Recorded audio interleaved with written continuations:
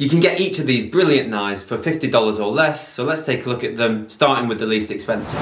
This is the Mercer Millennia chef's knife. It costs around $24, and for that money, you get a bloody good knife. It comes out of the factory super sharp. Most knives come out of the factory super sharp. But hold on before you buy it, because people almost always overlook one of the hidden costs of owning a nice sharp knife, and they really shouldn't, because it really doesn't matter which knife you buy. If you don't sharpen it, in 6 months' time, it's going to be dull again. So you absolutely need to factor a knife sharpener into your budget. I'll explain how you can find a good cheap knife sharpener later in the video. I'll put a timestamp in the description so you can find it easily. But having a knife sharpener is almost more important than the actual knife you buy, so make sure you watch that bit. Coming back to the Mercer, it's not particularly the materials that make this knife so great. The knife steel is X30 CR13, which isn't a very good knife steel. It has a very low carbon content, around 0.36%, maybe even a little bit lower, so it won't stay sharp for very long. But it does have good rust resistance, something I've tested quite thoroughly on this knife in one of my older videos. And basically,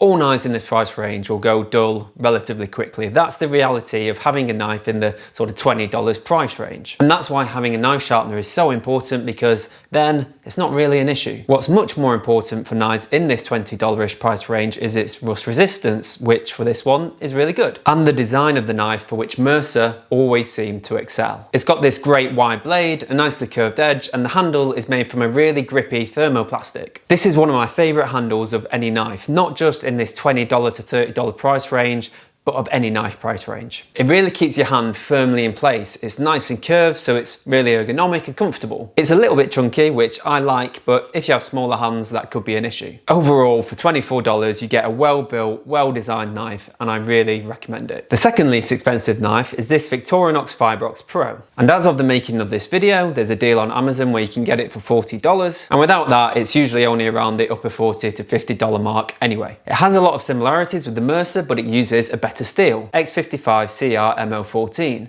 That has around 0.48 to 0.6% carbon, so it's harder and it will stay sharper for longer. Again, that's something that I've actively tested on both these knives in older videos. So I can say from experience that the Victorinox definitely does stay sharper for longer. It's got great rust resistance too, so you'll have no issues there. Victorinox are actually the original makers of the Swiss Army knife. They're the biggest supplier of knives to the Swiss Army to this day, so they're really good at making durable, rust resistant knives. It's got a nice wide blade, a really comfortable thermoplastic handle with a good grip. It's basically a bit of an upgrade from the Mercer because it uses this better quality steel, but it's around double the price, so really it depends on the budget that you might have. The Victorinox is a great knife. It's never let me down. I've mentioned it quite a few times on this channel, and people down in the comments only ever have positive things to say about it. I'm very confident you won't be disappointed with this knife. On to the most expensive knife now. I love this knife. It's the Mercer Renaissance. Usually this knife will cost just above $50, around $54.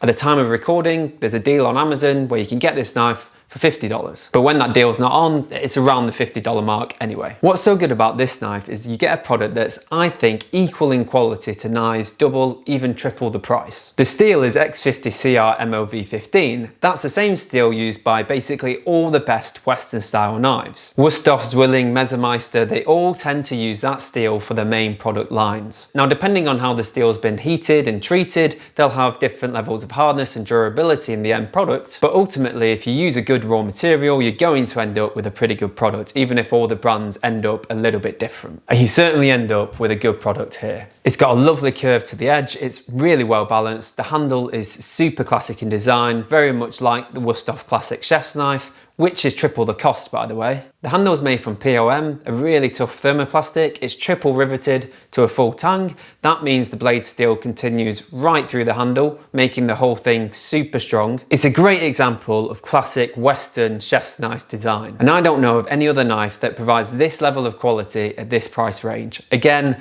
I just don't think you'll be disappointed. Now, at the start of this video, I said there's one thing that everyone overlooks when they're buying a knife, and that's buying a knife sharpener. If you went out and bought a $20 knife today and used it every day, in 6 months, it'll be dull again. If you went out today and bought a $200 knife and used that every day, in 6 months, it would also be dull again. A knife will never stay sharp forever, regardless of what any marketing campaign might say. You absolutely have to sharpen them, and then you can buy a cheap knife that stays sharp for years and years and years, because you can keep sharpening it. It's a no-brainer and you have to incorporate that into your budget. Honestly, it's better to buy a $10 knife sharpener and a $10 knife than spend $20 on a better knife, because it'll just go dull immediately, whilst you can keep that $10 knife sharp for years. And I would recommend for anyone except the sharpening enthusiasts, just get a pull-through knife sharpener. Now, I always get pushback when I recommend pull-through knife sharpeners because they aren't the ideal way to sharpen a knife. They can cause damage to the knife over time. But for the 99% of people who don't want to spend $60 on a sharpener like this, or don't have the patience to use a whetstone for sharpening, pull-through sharpeners are fine. They're absolutely fine. Ultimately, they sharpen your knife and you can get them for like $10. And you can always go out and buy a whetstone in the future if you ever wanted to bring back a really well finished knife edge. This is an angle adjustable pull-through knife sharpener. It costs about $30, but you can adjust it to match the angle of your knife. Now, that's not super necessary, and there are cheaper options of pull-through sharpeners that have a fixed angle that are around $10. And whilst they'll do the job, I would strongly recommend that you get one that has a two-stage process. That means a carbide slot, which will strip off a lot of the steel, and a finer ceramic slot, which finishes off the edge. That second step is really important, and single slot devices like the AnySharp that just have the carbide slot will leave your knife with a really rough, nasty edge. And sometimes just sharpening with the second step is all that you need. That's enough. You don't always have to use the hard carbide slot because it can be really rough on the edge. It takes off a lot of steel. I'll link to a couple of sharpeners at different budgets that'll do the job down in the description. Honestly, having a sharpener is more important than having an amazing knife. And unless you're really keen to get into precise sharpening, just get a simple pull-through sharpener. You could get this Mercer and the knife sharpener with change to spare from $50.